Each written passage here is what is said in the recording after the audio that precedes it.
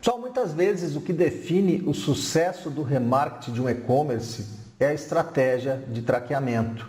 E o que eu vou mostrar aqui é algo que eu indico para todos os clientes que eu fiz traqueamento de e-commerce até hoje. Inclusive, meus orçamentos têm na parte superior algo falando realmente que é importante que a pessoa inicie a coleta de dados o quanto antes. Então, vou mostrar para vocês aqui uma estratégia que vale muito a pena. A gente sabe o poder que o remarketing tem e ele tem sido enfraquecido demais por conta do bloqueio dos cookies de terceiro.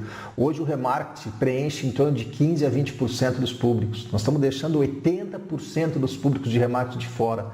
A maioria desse público que está de fora são usuários de iOS 14, usuários de iPhone, que tem um poder de compra comprovadamente maior que o usuário de Android. Não sei se vocês sabem, mas usuários de iOS 14 compram 4 vezes mais que usuários de Android. Eles representam cerca de 16%, mas normalmente representam 40 a 50% das vendas. Então é 16% do público que compra 40 a 50% dos produtos das lojas. Então, assim, vale demais a pena usar essa estratégia que eu vou mostrar para vocês. É algo relativamente simples, que gera bastante atribuição e vai ser necessário cada vez mais a gente implementar isso com o decorrer do tempo, porque os cookies estão sendo cada vez mais bloqueados. E até 2024, o Google prometeu que vai acabar com os cookies de terceiro.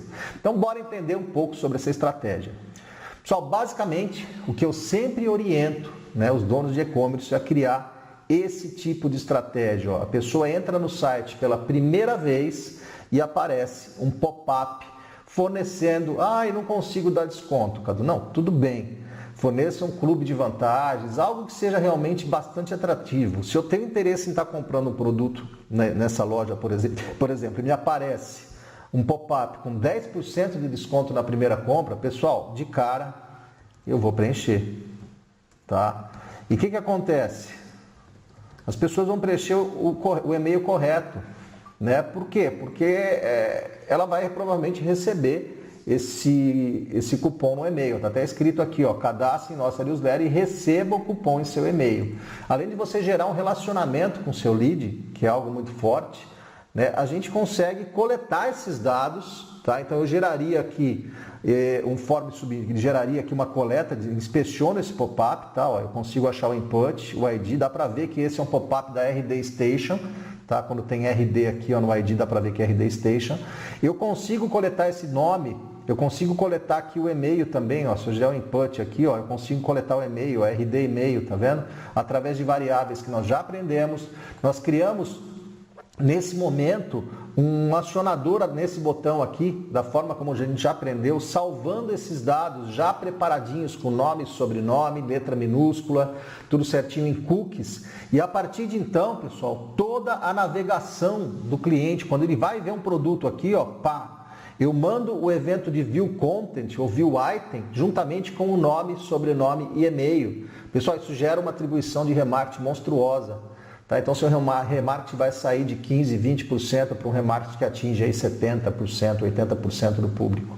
Isso mesmo sem os cookies de terceiro. E o principal, o seu remarketing vai estar atingindo o público de iOS 14, que é um público que compra muito, muito mais. Você pode ter 20%, 30%, 40% a mais de vendas no remarketing só implementando isso. Então, muitas vezes esse desconto de 10% vale a pena. Volto a dizer, não precisa ser um desconto, mas pode ser um clube de vantagens ou algo realmente que pelo menos metade do seu público que entre no site pela primeira vez consiga fazer o cadastro, seja levado a esse cadastro.